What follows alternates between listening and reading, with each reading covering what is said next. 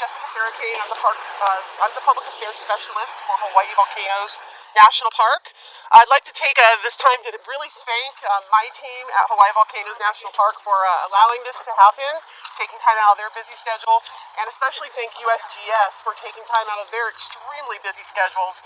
Here in the park, we have the park events to deal with. USGS has a whole second part of the eruption to deal with, so we greatly appreciate you folks being here. We have USGS scientist in charge, Tina Neal, who is going to speak, as well as Don Swanson and Kyle Anderson about the changing eruptive conditions here specifically at the summit. Then we will have our Chief Ranger, John Broward, who will speak to the park closure. We'll give everybody about 5 minutes or so this whole part should take about 20 minutes, and then we'll have some questions and answers for you with any of the folks that are here. Our superintendent is we have an acting superintendent today, and this is Dr. Rhonda Lowe, who is also here. So if you have questions for her, we can address those afterwards also. But in the sake of time, we figured we would just have John and the scientists talk. Before the speakers begin, I would like to remind media and the public that this is a partial closure. The entire park is not closed. The Kahuku unit is open. It is now open 5 days a week, from Wednesdays through Sundays from 9 to 5.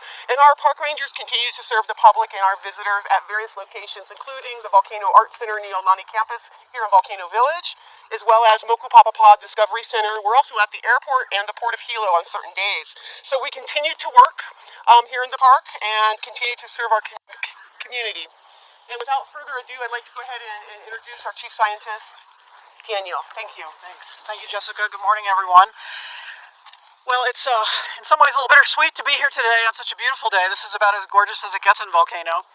And the bittersweet part of that is that with the park being closed in this area, and with HVO being out of the building, and with the profound impacts to people going on in Lower Puna and in Volcano and the rest of the island, it's just a time to think about how somber that component of what's going on is now. Change is the word that occurred to me today as I drove up here and started to look out over the caldera rim, because change is really the fundamental process going on right now, and change is what volcanoes do. Kilauea volcano has been in a constant state of change, and indeed what we're seeing happen today has happened before. It's unprecedented in our modern observational period, but change is what volcanoes do. And so I also want to say that despite there being this profound sense of loss going on with partial closures of the park and the destruction in Lower Puna, it's also for our scientists a very inspirational time because of that change. And if you think back to the founding of HVO more than 100 years ago, it was put here because of the rapid pace of change at Kilauea and how active Kilauea volcano was. Dr. Jagger recognized that this was a perfect place to establish a laboratory to study volcanic processes, so we would better understand how they can potentially impact society and give us the ability to warn people ahead of time and allow us to live safely with volcanoes. So it is an inspirational time, and in fact, I think HVO scientists, even though we're dealing with the disruption, are really engaged scientifically trying to figure out what is happening to give the best guidance to the national park and other emergency authorities and indeed the public so they can make good decisions about their own safety. As I think what's going on behind me here, I just noticed there's a gaggle of cars out at the at the Keanakakoi Overlook. That's the UAV team that's been working up here for the last more than a month to obtain UAV footage of the closed area, the very hazardous area. So indeed, we're bringing new tools to the table now, which I think Dr. Jagger would be very approving of, to allow us to gain the knowledge to better understand what's going on. At this point, I just would like to introduce my colleague Kyle Anderson, who's a research geophysicist with the U.S. Geological Survey, and he has been thinking long and hard about all the processes going on to create this ongoing subsidence of the caldera and how it relates to the Lower East Rift Zone eruption. And Kyle, and then later Don Swanson, who many of you know as an expert on the history of Kilauea, will talk more about the science of what's going on now. So, Kyle? Thanks, Tina, and good morning. I'm just going to give a brief overview on what's happening right now at the summit. I'll leave a lot of time for questions, and I think you will certainly have questions. I know that we do. In our conceptual model of what's happening right now, magma is rising up beneath the summit of Kilauea from its supply region. It's passing through the summit storage reservoir system and then migrating down the rift zone where it's either stored or erupted. Because the rate of magma exiting the summit storage system, the summit reservoir, is so much greater than the rate at which magma is supplied to that reservoir, the summit magma reservoir is deflating. You can think of that a bit like air being let out of a balloon. That's causing subsidence, cracking, and deformation across a broad and widening region of Kilauea caldera, which you can see behind me here. The rates of that subsidence are, in some places, particularly close to Halemaumau crater, very large, as much as 30 feet or more per day. The bulk of this deformation, this slumping, is happening episodically.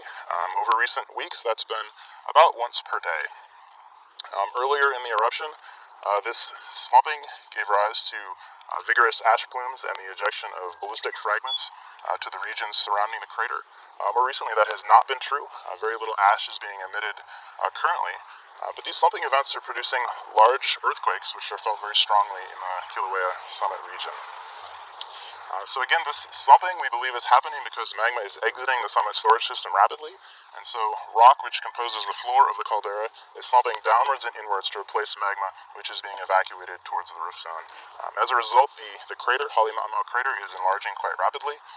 As of our most recent measurements, it's increasing at a rate, the volume of that crater is increasing at a rate of more than 10 million cubic meters every day. And again, some of the crater floor, the caldera floor around the crater, subsiding 30 feet or more per day.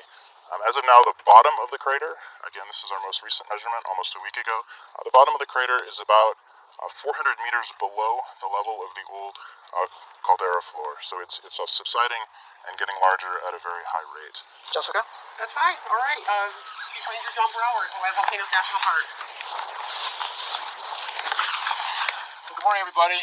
So I wanted to talk a little bit about the closure itself and a little bit about the background and the history of the closure. So back in early May, around May 5th, is when we had our first set of earthquakes started occurring. And at that time, we went into what's called Incident Command System, or ICS. And just a real quick understanding of what ICS is, in case you don't know. It stands for Incident Command System, and it's a national standard way of communicating and managing incidents, whether it's a parade or an earthquake or a hurricane. It's usually managed under ICS. So we initiated our park incident management team, and I became the IC, and some of our rangers filled different roles. After about 2 weeks of that, and we were working 14, 16-hour days, 7 days a week, it became quite clear that this was going to last longer than 2 weeks. So we went ahead and started ordering resources from the mainland. We had an IMT come in from the West Coast in Alaska, and they took over and managed everything so we can take a break and get some rest and try to do some of the other jobs that we have to do.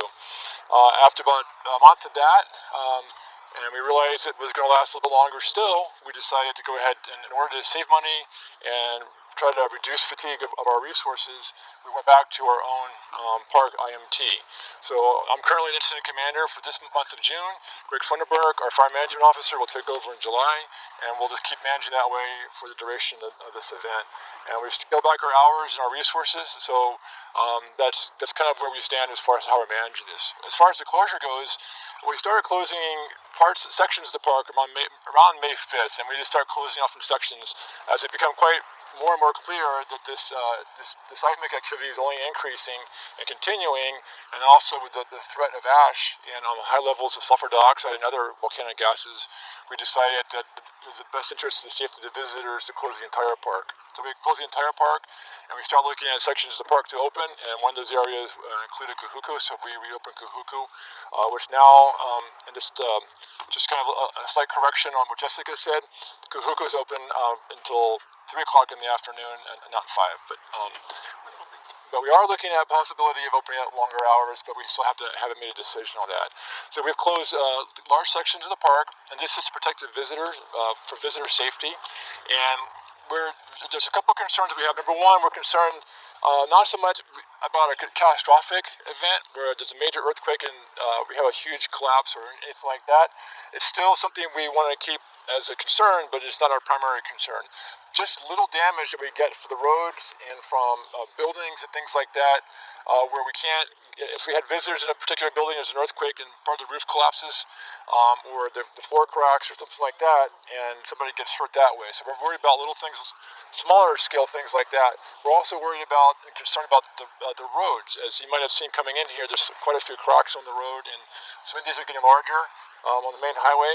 And Hawaii Department of Transportation is doing a really good job of trying to keep up with these cracks, but there's a lot of side roads and things like that within the park that we're concerned about if we did allow visitors to go down those roads where the crack could open up and potentially a car could get swallowed up, or perhaps just be able to access that area.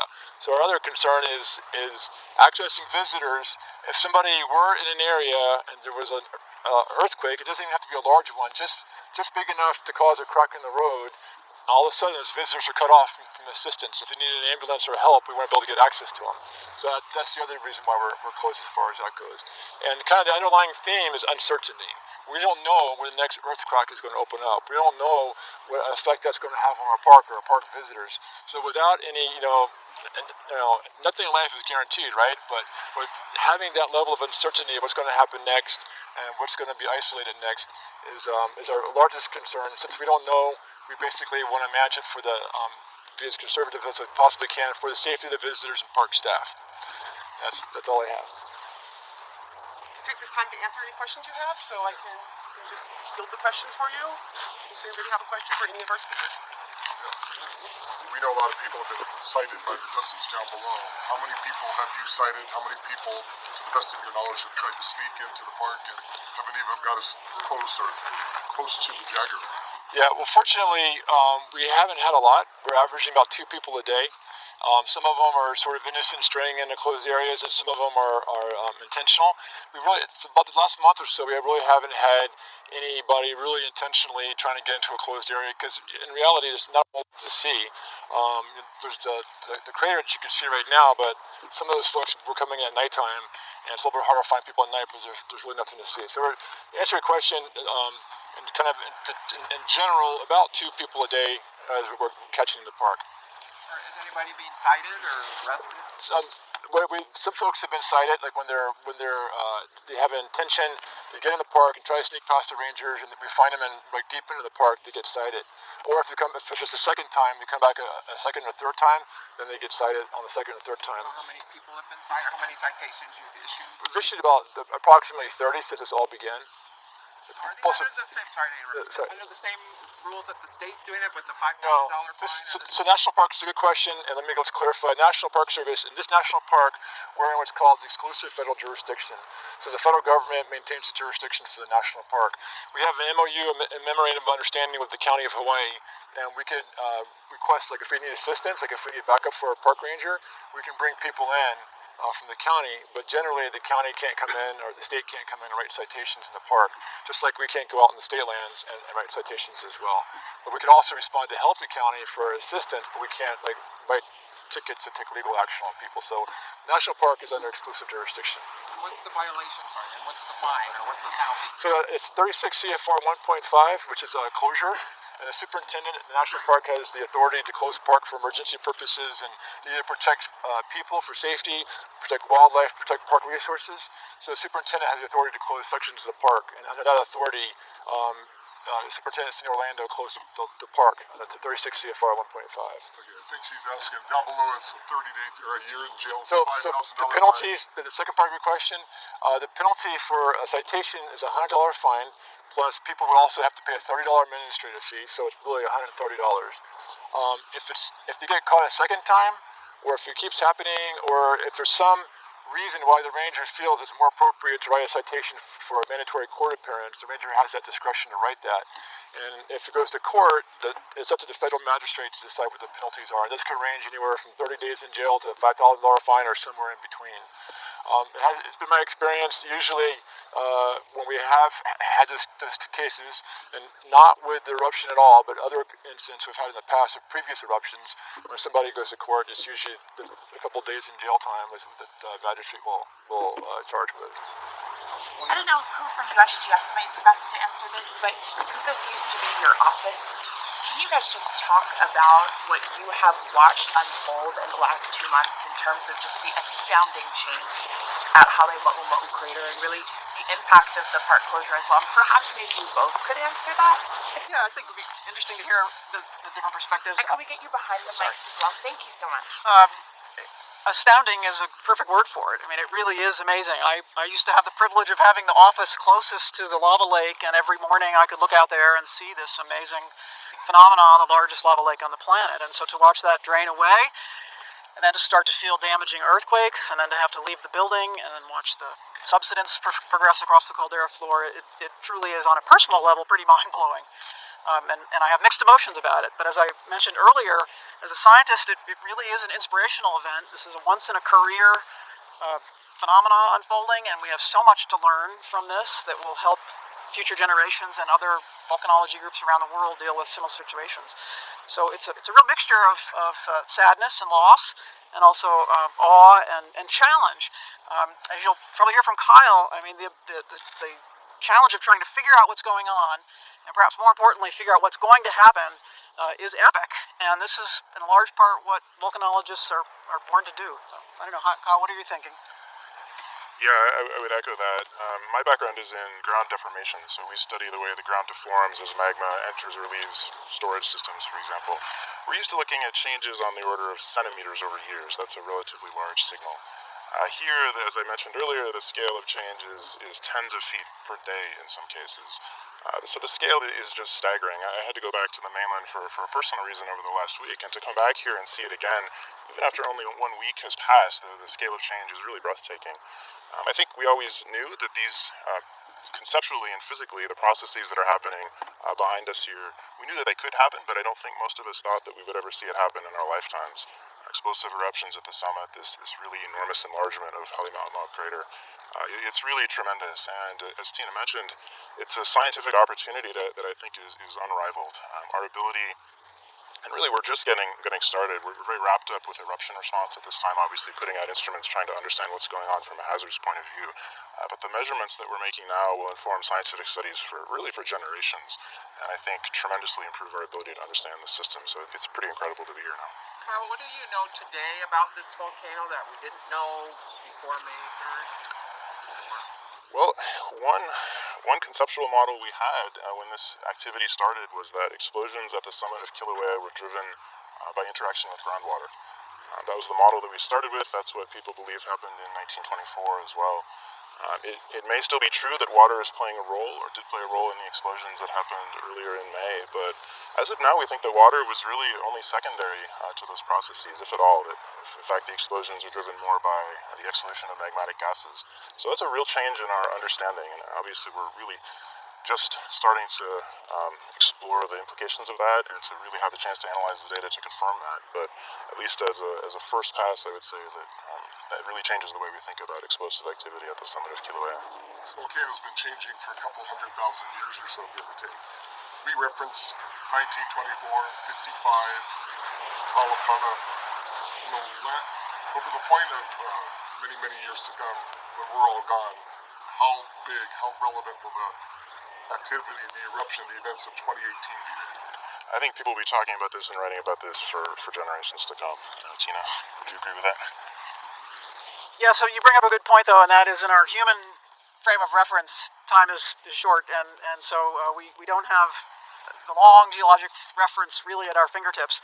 But as Kyle said, this is a profound sequence of events here at Kilauea, unprecedented really in modern times. So for that reason, it really stands out.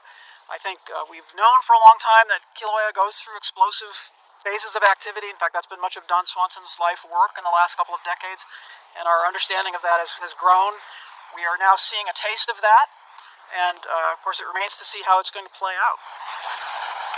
Early on, can you talk about, because you went through so many statistics, and obviously there's so much data that you guys have collected over the last 8 weeks, for you both personally, what has been the figure, the statistic that perhaps is either most shocking to you, most surprising, that you just kind of keep coming back to? I would say for me, it's the one I already gave, that the volume of Halemaumau crater is enlarging at 10 million cubic meters every day, actually a little bit more. That's really hard to put in context. You can convert that to dump trucks per day or something. It works out to somewhere on the order of 130 to 150 cubic meters every second, averaged over the day. As I said, it's happening mostly episodically, but it's just an enormous number that's actually hard to conceptualize. But that rate of change is pretty staggering. Yeah, there are quite a few I could pull from the amount of degassing going on in the rift zone to the numbers of earthquakes that people up here in the volcano region are feeling. But I think one of the things that leaps to mind is this tremendous regularity that we seem to have moved into with these subsidence events, and watching the trends of earthquakes in between events, reaching up to more than 40 earthquakes per hour being detected, and then plateauing, and then culminating in one of these piston down drops. I think that regularity of the process is really what's striking me right now as phenomenal, and when we can fully understand what that means about the process, we'll understand this volcano much better. I was going to say, how do you explain, or what is the cause of the regularity, and how regular is it? Well, we're still mulling that over, but to me, it means there's some repeatability to the process, and that the same volume of rock is being stressed and reacting in the same way, and the size of the collapse is, at this point, about the same each time, because we're getting the same volume moving, the same amount of energy being released. And what's the timing? Well, for a while there, it was about every 24 hours. I think the time frame of repeat, do you remember the range? It's increased. So, yeah, over the course of the eruption, it's varied from, I think the minimum was less than half a day to a couple of days, but recently it's been a day or a little bit longer. Remarkably regular, really, in a sort of geological context. Do you think the crater will expand to the point where it's going to reach all the way to Jagger? And if so, will you do something to remove the physical structure, or are you just going to let nature take its course? Well, I'll let the park talk about the building management, because they own the buildings. But right now, the subsidence and the collapse we've been seeing, at least in the Holly Mau Mau area, appears confined by those large topographic caldera bounding faults. So we're not seeing much motion on the faults outside of that inner big caldera. And the deformation data, if anything, indicate that as the collapse progresses, it will stay within that topographic boundary. So for now, it looks like it will stay there. I don't personally expect anytime soon to see the big ground underneath Jagger and HVO collapse into the void. Early on, there was talk about that this is a separate eruption from Pu'u'o. Is there any more thought, or what's the latest on that whole thing? Is this a brand new, eruption we're talking about? Well, I don't mean to demean the question, because it's a good question, but we're not really working on that as something to focus on. It's clearly a different eruption site involving magma that wasn't all necessarily in the Pu'u'o region. So in some ways, it's a semantic question whether it's a new eruption or not. But has it impacted the Pu'u'o? What's happened to Well, the Pu'u'o, of course, collapsed on April 30th, and we've seen no activity since then. It's really been quiet. It's putting out a very minor amount of sulfur dioxide. There's no visual indication that magma is coming back to the surface of Pu'u'o. It's still subsiding. So it's out of the picture for the moment. Do you expect to one day see lava re-emerge back in this caldera? It would take a lot of it to fill it up, obviously, but That's one thing I am certain of. Someday there will be lava back in Kilauea caldera. We just cannot say when. What about Pu'u'o? That's a little harder to say. I think it's most likely that that's over for now. We've got a totally new eruption site that's taking magma from the Lower East Rift Zone at a steady rate, and it shows very little sign of change right now. So as long as that is going on, I would be very surprised to see anything return to Pu'u'o. Is it possible to estimate how long this subsiding will continue for? Kyle, you want to tackle that one? Yeah, that's an extraordinarily difficult question. Sort of the big picture, it will continue for as long as material is evacuating towards the rift zone more rapidly than it's resupplied from its source region. We don't have any evidence that the rate of supply to the summit has changed. We don't have any good numbers on that right now, but we sort of can assume to first order that it probably hasn't changed a whole lot. So what's changed is that the rate of evacuation towards the rift zone is incredibly high. And that's probably, well, it's certainly caused in part by the eruption in the Lower East Rift Zone. Fissure 8 is putting out a tremendous volume of lava, which is coming ultimately from the summit. The other piece of that makes this much more difficult to answer is that there may be additional storage in the rift. So all the magma that's leaving the summit is not necessarily all erupting or going to erupt at Fissure 8. There may be increased amounts of storage in the rift caused, for example, by that magnitude 6.9 earthquake. And that's something we don't have a good handle on. So in other words, even if the eruption in the Lower East Rift stops, we can't say for certain that the summit subsidence is going to stop at the same time. So there's a a lot of uncertainties that are on top of each other. How long is the lower east drift eruption going to last, and will that necessarily cause the end of the summit subsidence? In terms of the duration of the lower east drift eruption, we can look back to 1955 and 1960. Those lasted 30-some days and 80-some days. But those are really imperfect analogies. We don't know that that's going to happen this time. It could certainly go for longer, and it may not. So it's a really good question, I think, and we don't necessarily have a quantitative answer for that, unfortunately. What would you expect to see if it does start to subside? Will it just be like somebody turning the faucet off, or will there be signs that it is backing off? If the subsidence at the summit slows? Or, yeah, just in general, the eruption and the lower east drift zone eruption. Will you know that it's coming to an end? There's certainly a chance that the vigor of the lower east rift eruption will gradually decay with time. At the summit, what's been observed in the past is a decay of subsidence rate as the eruption rate drops. We may see that now, we haven't yet, but it's hard to say what's going to happen. How are your instruments holding up? Is your network of sensors degrading at all? Or? So the tech crew at the Hawaiian Volcano Observatory has been working incredibly hard to reroute signal networks and to, for example, dust ash off of solar panels, which causes instruments to fail as the sun is blocked. We've lost a number of instruments into the crater caused by these blocks collapsing inwards, GPS units, etc. But overall, I'd say the tech crew has done a really incredible job of maintaining the network and even expanding it in the lower east drift, putting out new instruments to track the migration of the intrusion down there, etc. Do you have anything you want to add to that? Maybe providing you with like things that you weren't able to do recently. Yeah, the one that there are a lot, but the one that really stands out is the UAVs, the unmanned aerial vehicles, and this is being done in cooperation with the Park Service, and it's really allowed us to build actually elevation models of the crater, and that allows us to, those numbers that I gave you, that the crater was changing at 10 million cubic meters a day, for example, those come directly from the UAV flights.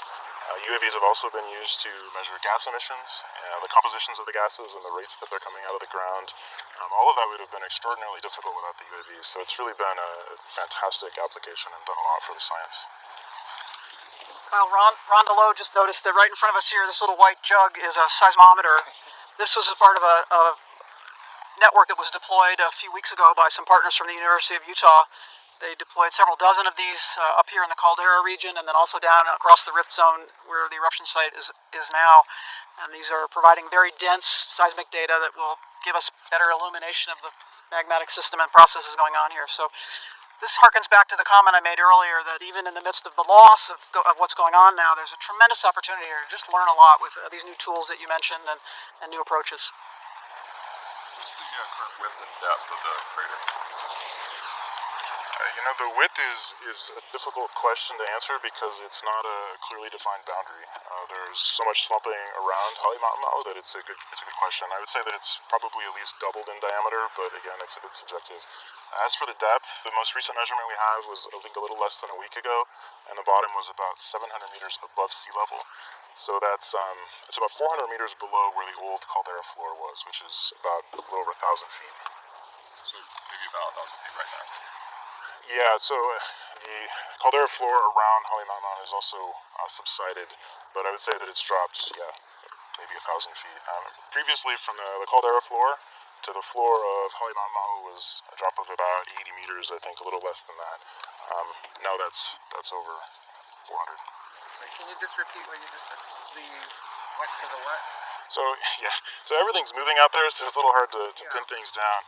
In the old days, before this eruption started, from the floor of Kilauea caldera to the floor of Halemaumau crater, that was about 80 meters of vertical elevation, a little less than 100. Now the floor of Halemaumau has dropped it's now about 400 meters below where the caldera floor used to be. So it's dropped by several hundred meters. I have one last question. While we understand that the origin right now of feeding or fueling the lower east rift zone, Fissure 8, and the rest of that sort of lava flow, you guys now believe is coming from Halemaumau crater. Where is Halemaumau crater's magma coming from? And is that an unlimited, unending, unstoppable supply? Yeah, so a great question. The current thinking is that the magma which supplies Kilauea rises really from the mantle, from quite deep. that rises up below Kilauea, passes through the storage system, including the Halemaumau Reservoir, and then migrates down into the rift zone. As I said before, we don't have any evidence that that's changed over recent weeks, although it certainly may have a little bit. Over longer time periods, it does change. It changes over a span of years and maybe even months, but it's been sort of in the big picture, it's been remarkably steady. It's fed the ongoing eruption, the eruption of Pu'u'o since 1983. So that supply to first order is relatively constant, we think, during current activity. With no indication it will end. There's no indication that the supply to Kilauea is going to end anytime soon.